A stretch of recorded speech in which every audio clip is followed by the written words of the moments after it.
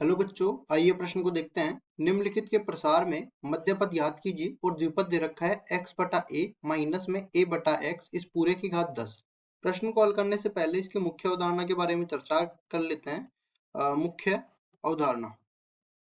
अब देखो, मुख्य अवधारणा में सबसे पहले मैं कोई भी मानक द्विपद मान लेता हूँ अपनी तरफ से। जैसे मैंने मान लिया यहाँ पे a प्लस बी इस पूरे की घात n लगी हुई है, इसका प्रसार करना है। तो प्रसार इस तरह से होता है n सी 0 a की घात n b की घात 0 हो जाएगी। इसके आगे ये चलता जाएगा n सी 1 a की घात n माइनस 1 b की घात 1। इस तरह से a की घात घटती जाएगी, b की घात बढ़ती जाएगी और दोनों घातों का जो योग मिला के पूरी घात n के बराबर होगा। इस तरह से अंत में जब n सी n अंतिम पद आएगा ना, तब a की घात 0 हो जाएगी, जब b की घात n हो जाएगी।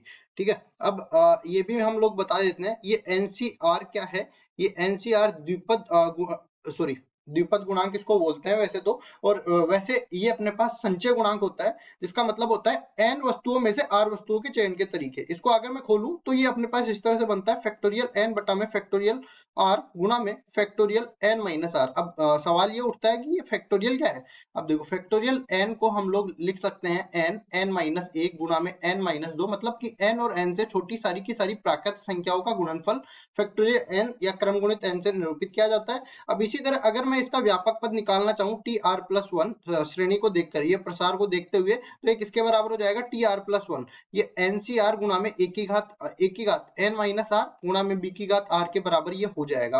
अब देखिए, हम क्या करते हैं, हम इसके मध्य पद की चर्चा कर लेते हैं। याद रखो कि जब भी घात n है तो इसमें पदों की संख्या, यहाँ पे आप देख सकते हो 0 से लेके n कितने पद हो गए, n प्लस 1। ठीक है, तो एक एक ज्यादा उसमें पद होंगे। तो अगर किसी द्विपद की घात अगर सम है तो उसमें पदों की संख्या विषम होगी, और किसी द्विपद की घात अगर विषम है तो उसमें पदों की संख्या सम होगी, मतलब एक ज्यादा। और सम और विषम के बीच में एक एक का ही तो अंतर होता है। तो सबसे पहले मैं मध्य पद की बात करता हूं। तो n अगर मैं बोलूं, n जो है सम है, n जो है सम है। n क्या है, इसकी द्विपद की घात को मैंने बताया है। और n बोला है कि n सम है, इसका मतलब पदों की संख्या विषम है। तो मध्य पद कौन सा हो जाएगा, देखो पदों की संख्या जब भी अपने पास विषम हो जाती है तो एक ही मध्य पद आता है। ठीक है, तो वो किसके बराबर हो जाता है, n बटा 2 प्लस एकवा पद जो होगा वो इसका मध्य पद हो जाएगा। अब इसी तरह अगर मैं बोलूं कि n बराबर विषम है तो पदों की संख्या सम हो जाएगी और इसमें दो पद मध्य पद बन जाएंगे। मध्य पदों को मैं यहाँ पे लिख देता हूँ। देखो, पहला मध्य पद ये हो जाएगा n प्लस 1 बटा में 2वां जो पद होगा वो अपना मध्य पद होगा। और दूसरा अपने पास इसमें एक और जोड़ देते हैं, n प्लस 1 बटा 2 प्लस एक जो पद होगा वो भी इसका मध्य पद होगा। इस तरह से दो मध्य पद इसमें होंगे। अब देखो, हम लोग आगे बढ़ते हैं और यहाँ पे देख लेते हैं, ये कोई द्विपद है।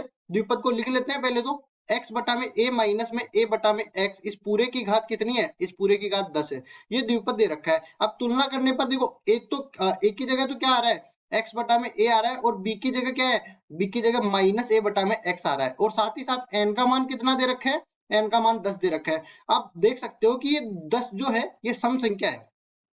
सम संख्या है, इसका मतलब कि इसमें पदों की संख्या विषम हो जाएगी, और पदों की संख्या विषम हो गई तो मध्य पद कौन सा हो जाएगा, मध्य पद ये बराबर हो जाएगा। देखो n बटा में 2 प्लस एकवा पद मैंने बोला था कि ये मध्य पद होगा, मतलब कि यहाँ पे किसके बराबर हो जाएगा, ये 10 बटा 2 प्लस एकवा पद जो होगा वो मध्य पद हो जाएगा। तो यहाँ पे देखो 5 प्लस 1 छठा पद, छठवां पद जो होगा वो मध्य पद हो जाएगा। अब छठवां पद निकाल लेते हैं। व्यापक पद निकालने का सूत्र मैंने यहाँ पे लिखा था।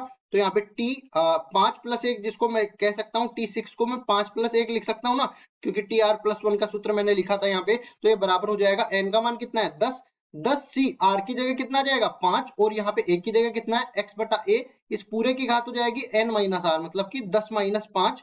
और अब देखो, अब b की बारी आएगी। b की जगह क्या है, माइनस में a बटा x, इस पूरे की घात हो जाएगी r, मतलब कि 5 के बराबर ये बन जाएगा। और हम लोग जानते हैं कि जब भी अपने पास माइनस की घात सम आती है तब ये प्लस 1 से खुलता है, और जब भी माइनस 1 की घात विषम आती है तब ये माइनस 1 से खुलता है।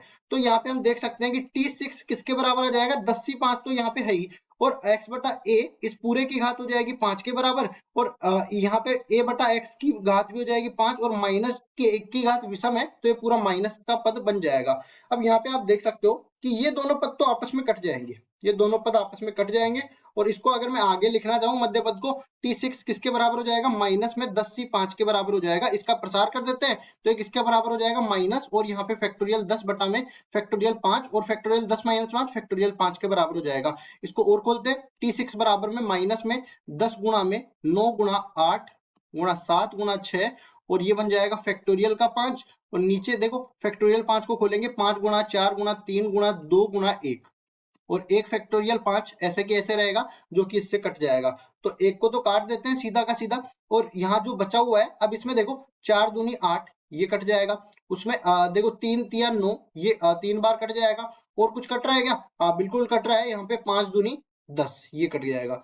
अब जो बचा हुआ है उसको लिख देते हैं, देखो t6 ये किसके बराबर हो जाएगा, माइनस तो पहले से है, और ये देखो 2 3 7 और 6 ये सब बच गया।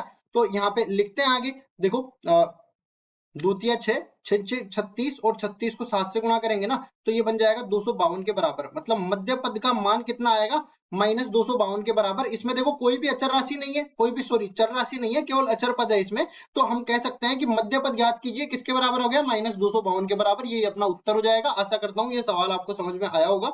धन्यवाद।